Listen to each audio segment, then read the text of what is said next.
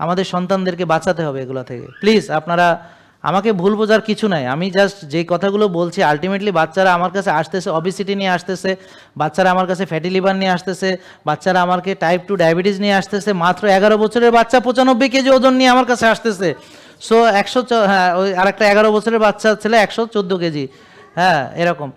তাহলে 9 বছরের বাচ্চা 95 কেজি, এগুলো আমরা ফেস করতেছি। This is real. এটা এখন মানে কল্পনা না, এটা একদম বাস্তব, বাস্তব, এটা এখন রিয়েলিটি, এটা কোনো ফ্যান্টাসি না। বিলিভ মি, এটা আমার কাছে আসতেছে রেগুলার। এবং কালকে একটা মেয়ে আসলো, তাকে 12 বছর ইনসুলিন দেওয়া হয়েছে, অথচ তার ইনসুলিন লাগারই দরকার নেই, তার ইনসুলিন তৈরি হয়। ডাক্তাররা তার ইনসুলিন পরীক্ষা করায় নাই, সিপেপটাইড পরীক্ষা করায় নাই, তাকে ধুমায় ইনসুলিন মারছে 12 বছর। এখন সে বিনা ইনসুলিনে ভালো আছে, তার ইনসুলিন তৈরি হয়। কালকেই আসছিল রিপোর্ট নিয়ে।